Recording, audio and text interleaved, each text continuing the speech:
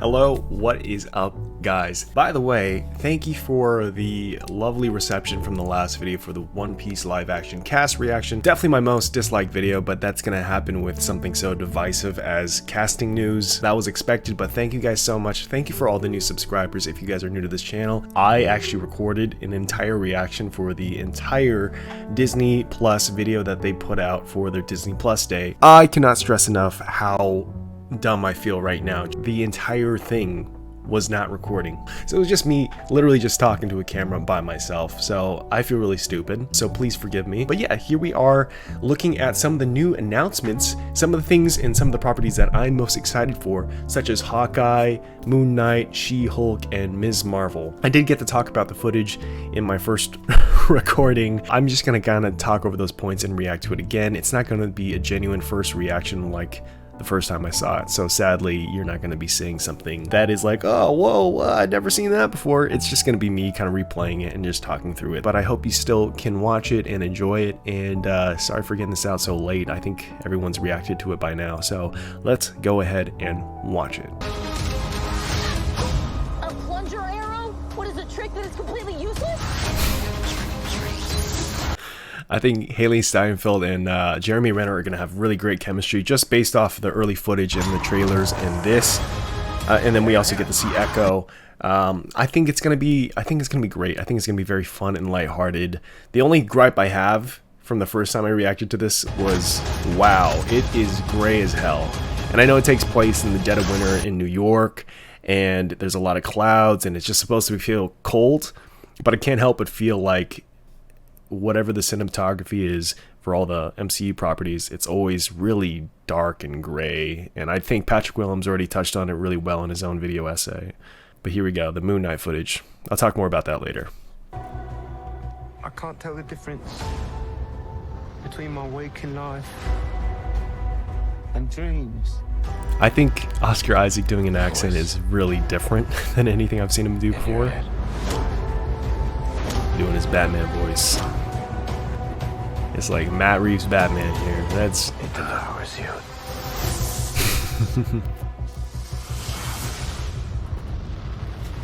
So I kind of want to talk about the Hawkeye and Moon Knight, so sorry I'm going to be pausing it, but that's because I'm not really reacting to it again. I kind of want to just talk about some of the details a little bit and then get back to some of the other teasers that they're showing us. So for Hawkeye, I love the vibe that I'm getting off of it. I love that they're going to be touching on the Matt Fraction series. If you guys didn't see my Hawkeye trailer reaction before, I do have a video of that. I will link it down below. You guys can go ahead and watch that. It was really fun reacting to it. But this footage that they're showing, the one where we are seeing Kate Bishop and Jeremy Renner outrun the Russian bros, yeah, I'm really looking forward to it. But man, the cinematography, I cannot help but feel like is just, I don't know, after watching Eternals and seeing how different Chloe Zhao kind of attempted to do the look of the MCU, it feels like a really good direction. I really hope they do go into that and they actually lend it to the creator of the movie to put their own style on how it looks. But yeah, this just kind of feels more of like that dark, gray, moody, just washed out look that the MCU is kind of known for. And like I said earlier, I know it takes place in the dead of winter, and it's a Christmas series, but I just can't help but feel some of the green screen on it just looks really bad. Some of the just muddy washing and just kind of like, I don't know, diluted look, it gets kind of tiring on the eyes after a while. But that's not me hating on the movies themselves. It's just sometimes it just looks a little bit washed out, just to be very honest. And like I said, Patrick Willems touched on it very, very well. I'll link a video of that down below, his video essay kind of talking about the MCU's look and how it could be better or improved. Now Moon Knight, I just kind of want to scrub through that. Moon Knight looks superb. I cannot wait for this. I feel like this is going to be Disney's attempt to sort of take that Marvel property and adapt something that feels like the Daredevil Netflix series. Tonally, it's sort of matching what Daredevil did, but touching on something very different, a very different angle to that character. Whereas Matt Murdock is a blind character, this one deals with his own psychosis. He has split personality disorder or multiple personality disorder. Wow, it's very hard to say that twice. So he's dealing with that, and Mark Spector is a very interesting character because in some of the comic runs they touch on it, but he sort of deals with whether he is actually being imbued by the spirit of Khonshu, the moon god, or if it's just his own psychosis that's telling him that he's this thing, that he's this entity working for the moon. It's really interesting, and I really feel like they'll touch on that in the show, and it looks like they're going in that direction.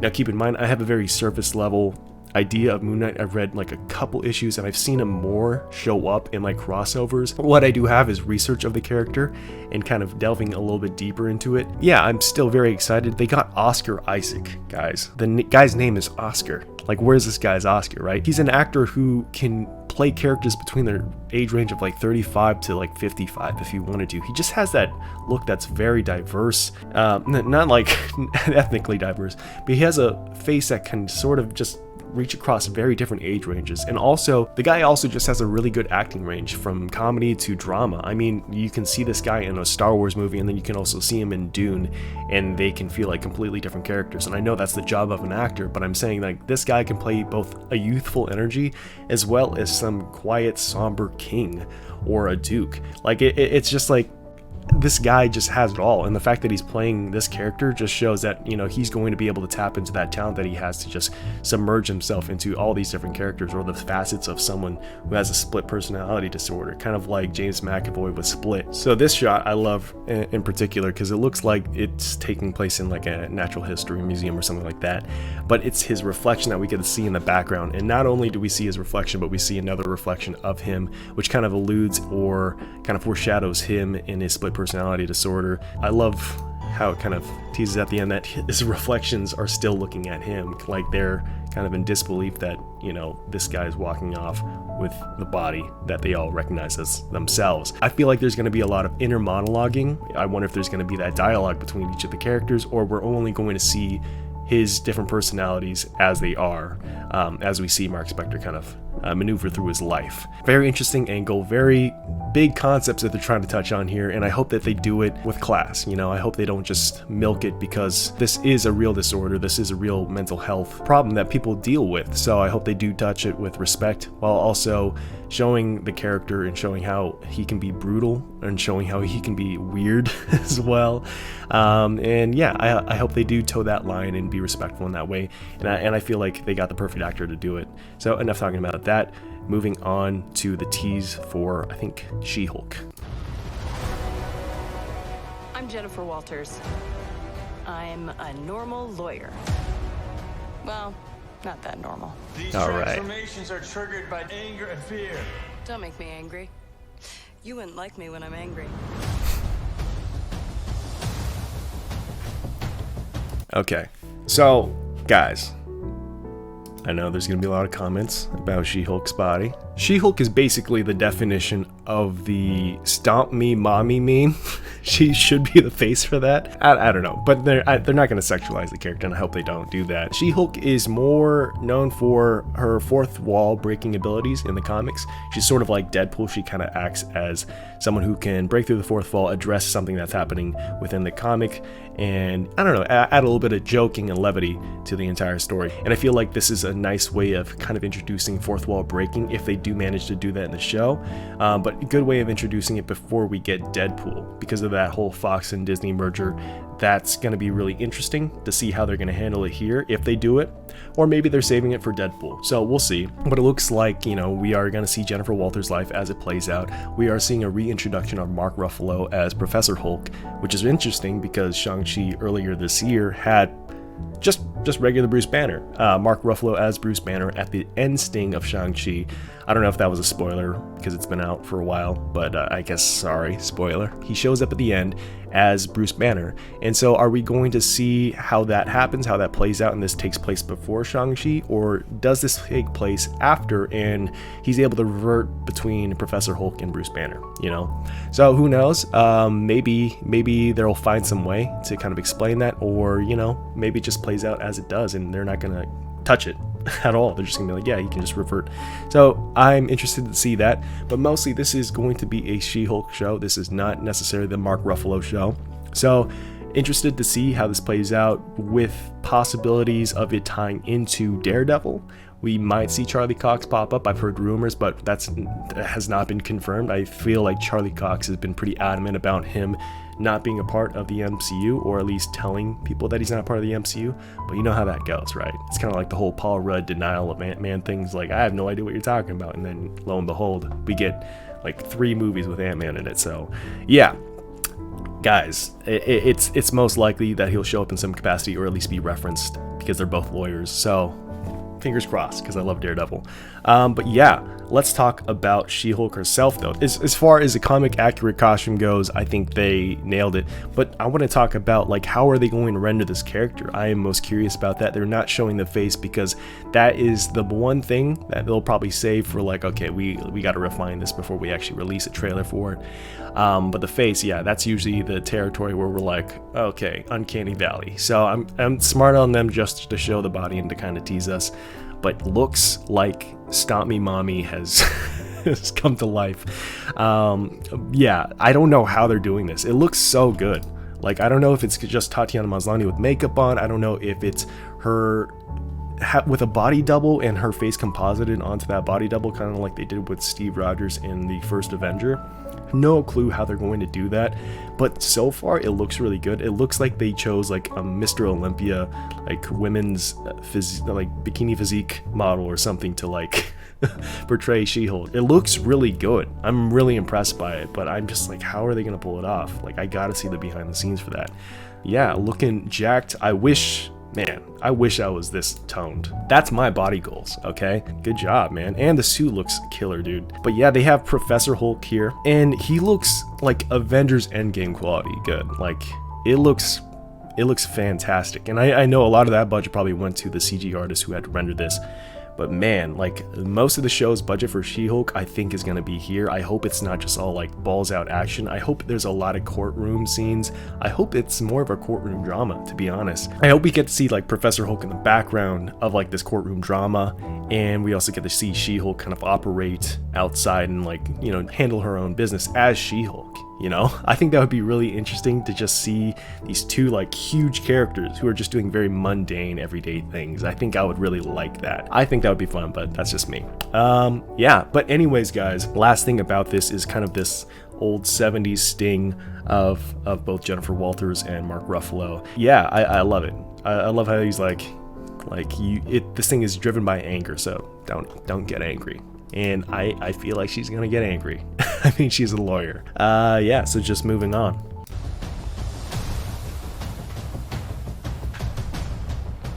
Kamala, let's talk about you. It's not really the brown girls from Jersey City who save the world. Maybe now they do. I got this, right? Totally.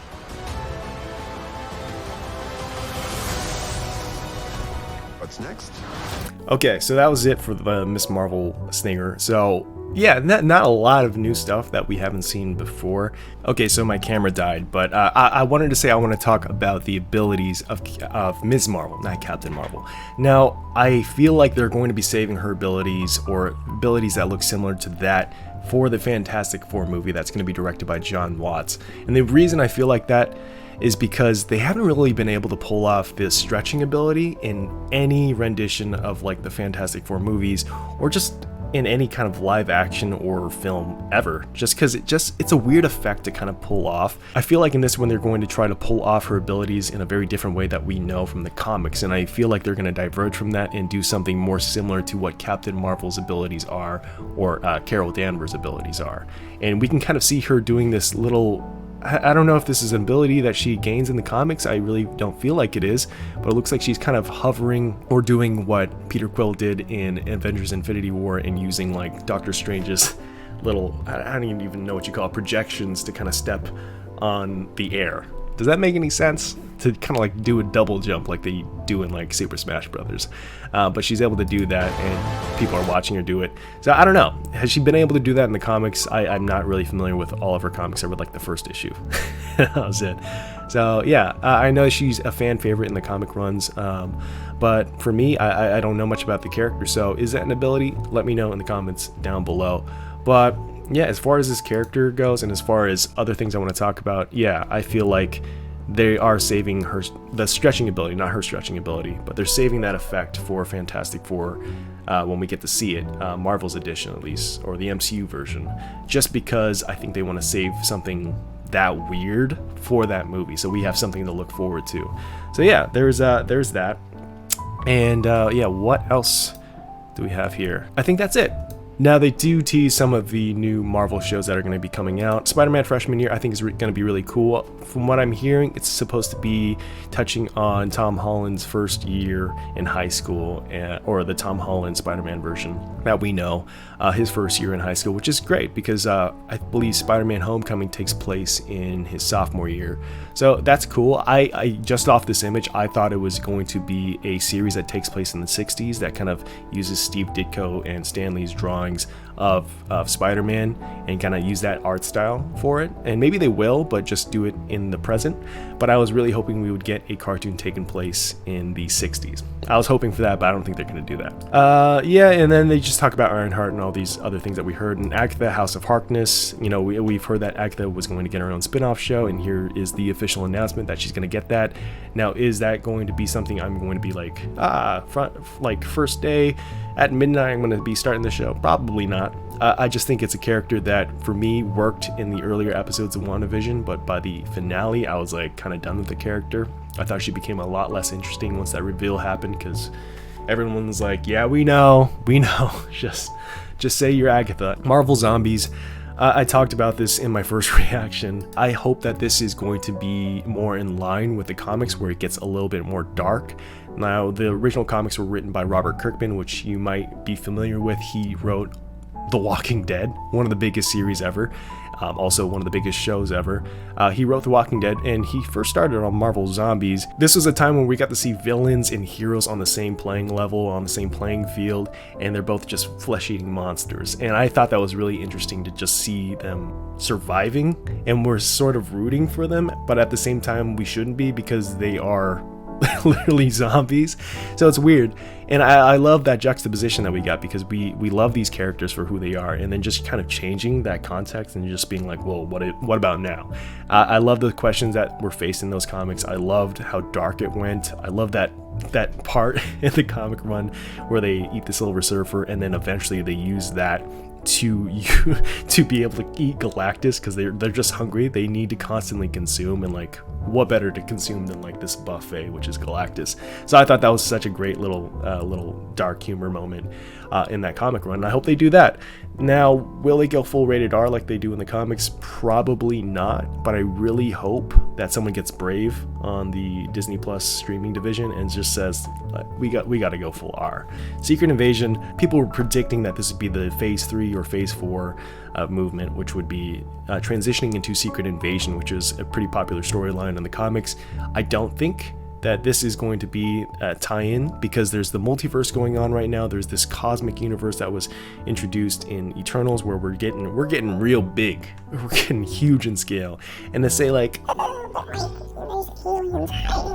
that's small potatoes compared to what's going on right now. It's smart that they're doing it as a show, but does that take away from the value of Secret Invasion as a comic run? Like, I feel like there's a divide where people are like, I wanted to get a huge interpretation of Secret Invasion. I wanted it to be this movie. I wanted it to be built up over an entire phase, and then we finally get like the conclusion where we get the Super Scroll.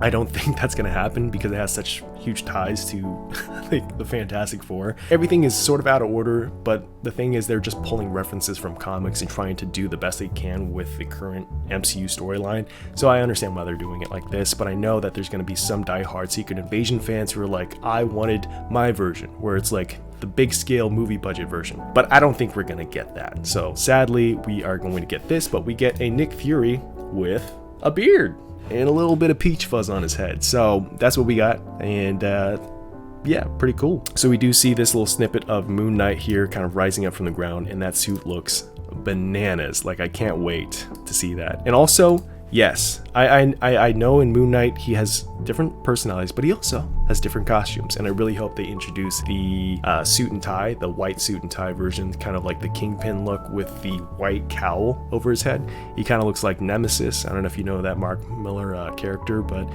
yeah, I always love that look for Moon Knight, so I wonder if they're going to do that. I think there was a reference, so I can't really tell, but I think this is what I'm talking about. So I hope that this is a Moon Knight's white suit look, and this is just him sans cowl. But yeah, I hope this is it. I think this is the screen grab for it. It might just be his hooded costume without the hood and without the cowl, so I might be completely wrong, but I really hope that he does rock the all suit look.